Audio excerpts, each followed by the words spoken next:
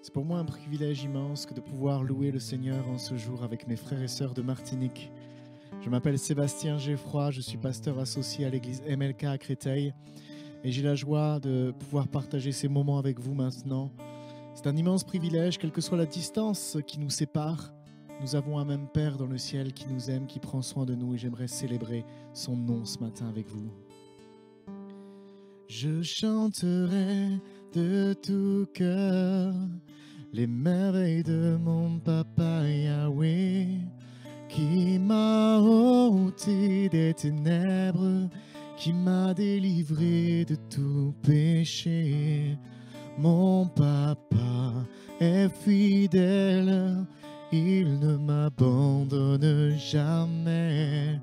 Je n'ai plus rien à craindre, car Yahweh m'a libéré.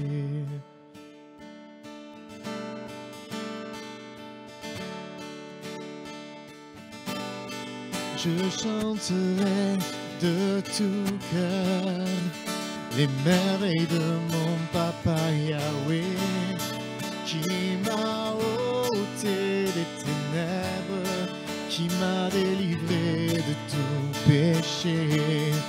Mon papa est fidèle, il ne m'abandonne jamais. Je n'ai plus rien à craindre, car Yahweh m'a libéré. Je suis dans la joie, une joie immense. Je suis dans l'allégresse, car Yahweh m'a libéré. Je suis dans la joie, une joie immense. Je suis dans l'allégresse, car Yahweh m'a libéré. Je chanterai de tout cœur les merveilles de mon papa Yahweh qui m'a ôté des ténèbres, qui m'a délivré de tout péché. Mon papa est fidèle, il ne m'abandonne jamais. Je n'ai plus rien à craindre, car Yahweh m'a libéré. Je suis dans la joie, une joie immense. Je suis dans l'allégresse, car Yahweh m'a libéré. Je suis dans la joie, une joie immense. Je suis dans l'allégresse, car Yahweh m'a libéré. J'aimerais le chanter encore une fois avec vous. Je suis dans la joie, une joie immense. Je suis dans l'allégresse, car Yahweh m'a libéré. Je suis dans la joie, une joie immense. Je suis dans l'allégresse, car Yahweh m'a libéré.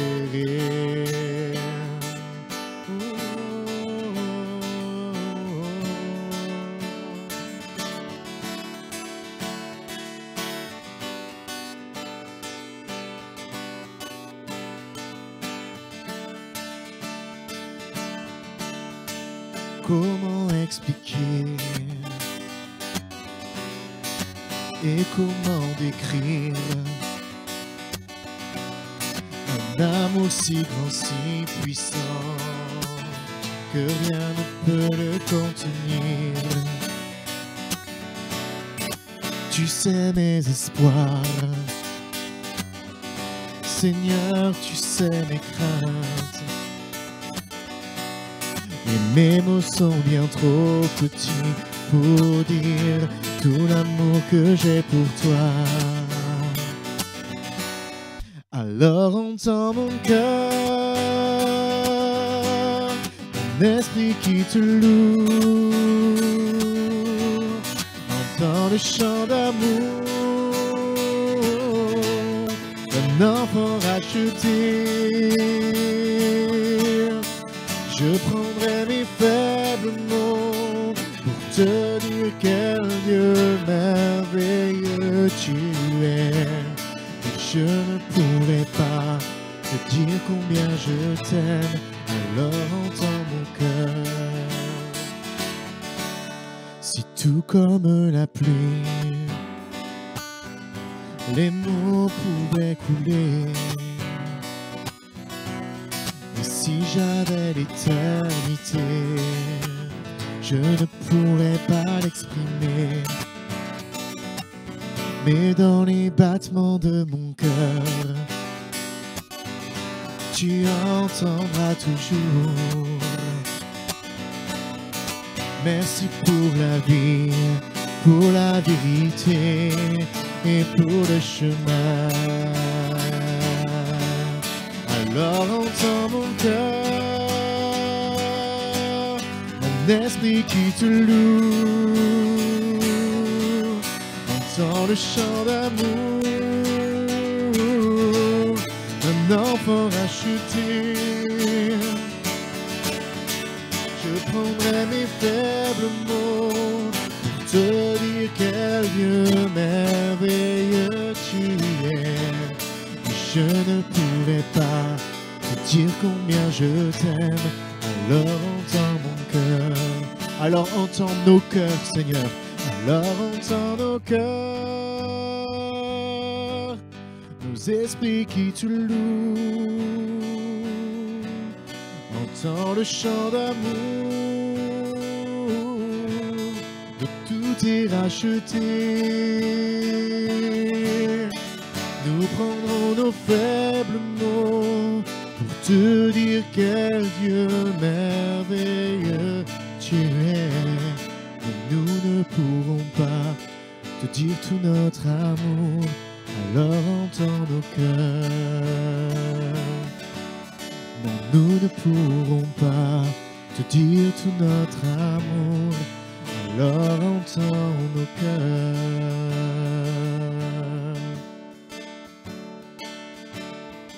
Peut-être mon frère, ma sœur, ta souffrance est telle que tu ne trouves plus les mots.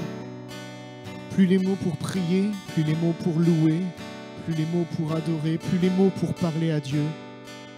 Mais sache ce matin que quel que soit l'état de ton découragement, Dieu est celui qui entend ton cœur. Et Dieu est celui qui voit tes larmes. Et Dieu est celui qui sait te comprendre, même si les hommes ne savent plus te comprendre, il est là et il entend ton cœur. Tourne-toi vers lui avec confiance. Maintenant, abandonne peut-être ce qui te fait tant de peine à ses pieds et bénis son nom parce qu'il est celui qui va prendre soin de toi. Je veux bénir le nom de Jésus.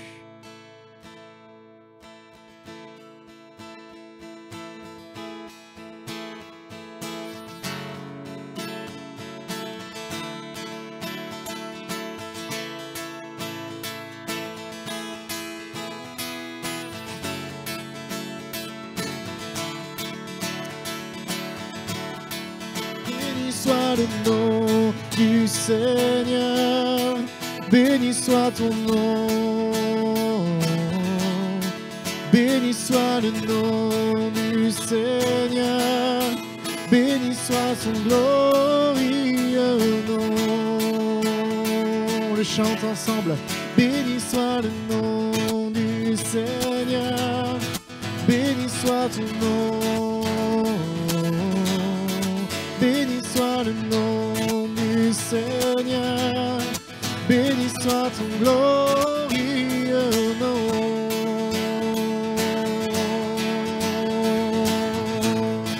Béni soit ton nom, là où tu donnes l'abondance et déverses ta bienveillance.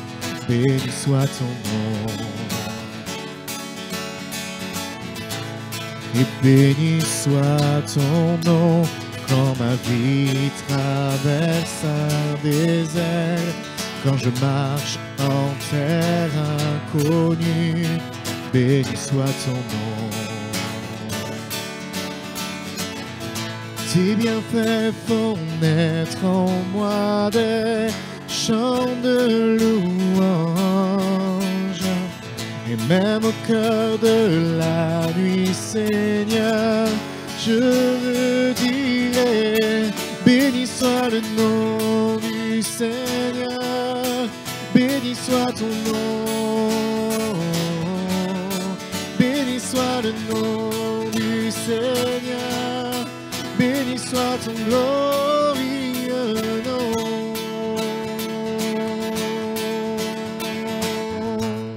Et béni soit ton nom quand sur moi brille le soleil, que le monde tourne à merveille. Béni soit ton nom.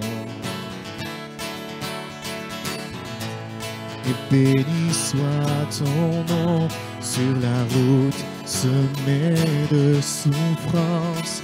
S'il m'en coûte d'offrir ma louange, béni soit ton nom.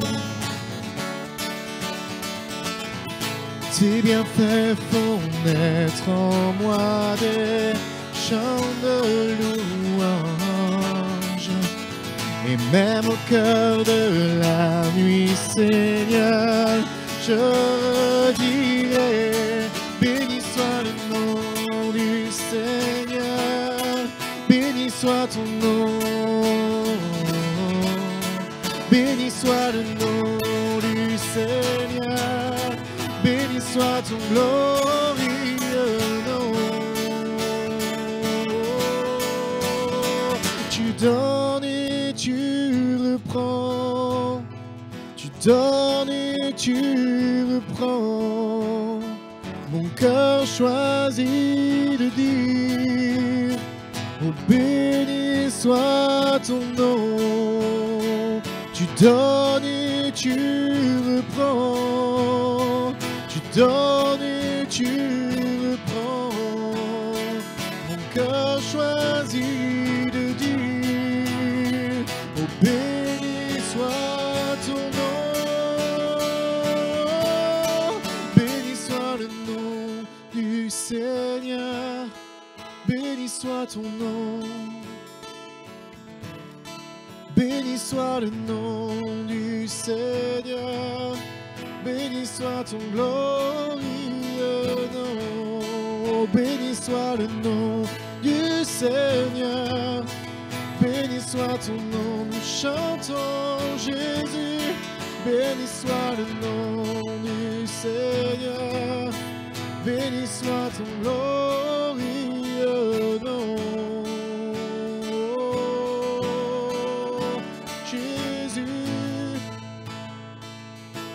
Vivant pour toujours, et je me confie en toi. Tu vis, Jésus mon roi. Oh, j'ai confiance en toi. Tu me conduiras.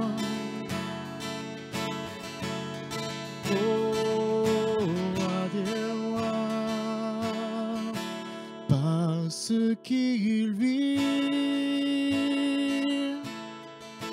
je n'ai rien à craindre, mais le lendemain sont assurés. Entre ses mains, il tient ma vie. Pour ce temps et l'éternité, je sais qu'il vit. Parce qu'il vit, je n'ai rien à craindre, mes lendemains sont assurés. Oh, entre ses mains, il tient ma vie pour ce temps et l'éternité. Je sais qu'il vit pour ce temps et l'éternité. Je sais qu'il vit.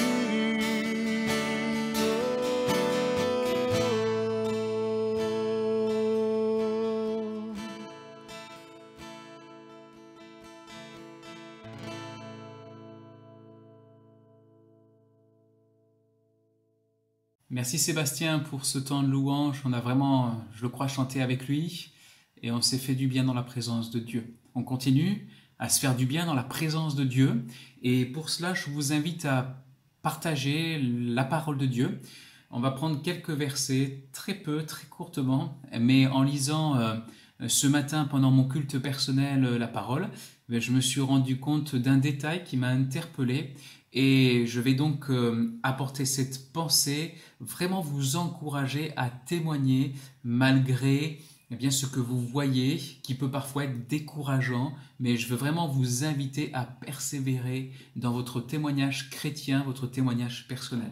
Pour cela, on va lire un texte dans le deuxième livre des Rois, chapitre 8, toujours concernant les miracles d'Élisée, concernant notre série sur le prophète Élisée. Il est écrit ceci au verset 7.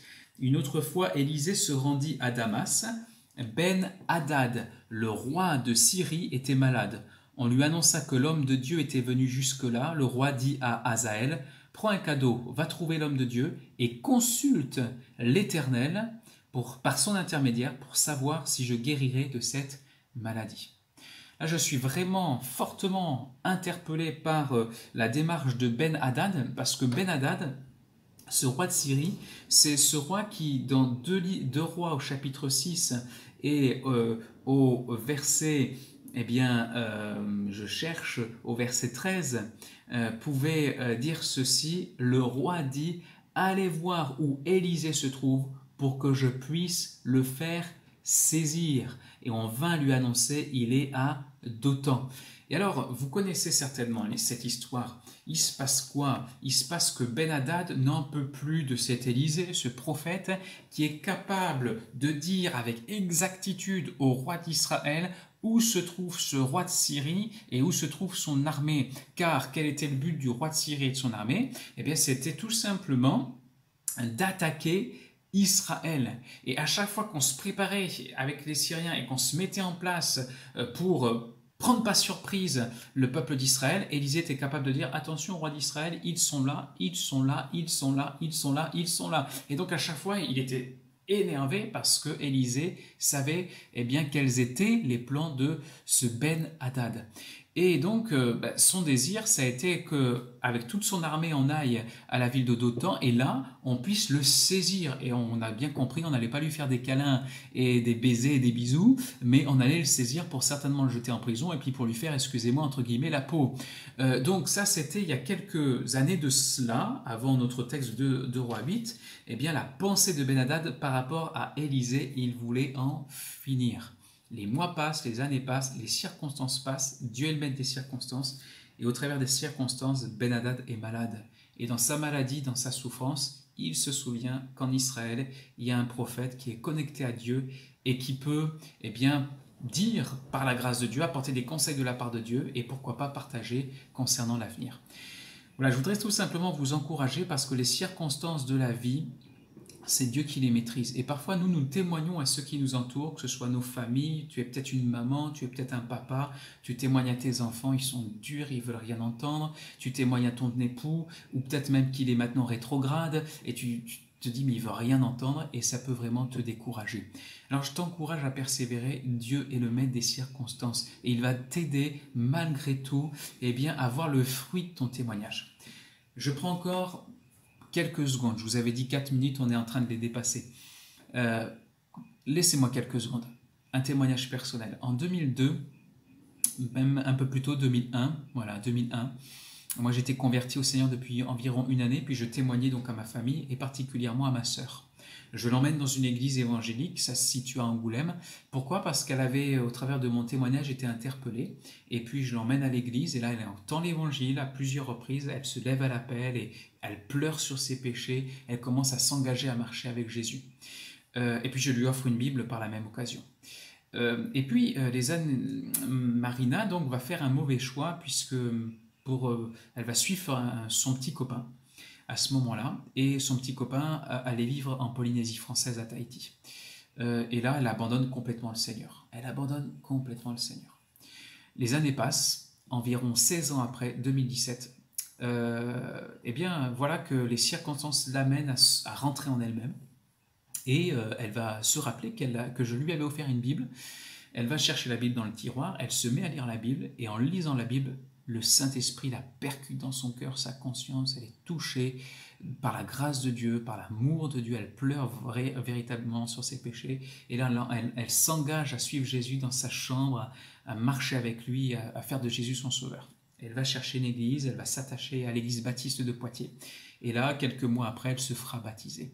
Et son témoignage était de me dire, mais je te remercie parce que tu as persévéré dans ton témoignage, tu as persévéré dans l'écoute que tu pouvais avoir envers moi, tu m'as conseillé, même les années ont passé, tu as toujours été là. Bon, je ne dis pas ça pour me glorifier, vous l'avez bien compris, mais tout simplement pour dire que quand Dieu est le maître des circonstances, il change les circonstances. Et vraiment, soyez encouragés, parce que peut-être que vous ne voyez pas les choses venir, mais c'est ce qui s'est passé. Élisée aurait pu dire, mais ce pauvre roi Ben-Hadad, il veut me saisir, il veut me tuer. Mais quelques années plus tard, quelques mois plus tard, ce même Ben-Hadad, dans des circonstances douloureuses, était capable d'aller chercher Élisée pour avoir une parole de la part de l'Éternel. Soyez encouragés, parce que je crois que Dieu change les circonstances pour amener les cœurs les plus durs, les plus endurcis, vraiment à chercher la face de Dieu, et vous pourrez être, et vous êtes appelés à être ces témoins qui partageront la grâce et l'amour de Dieu. Soyez bénis, à bientôt.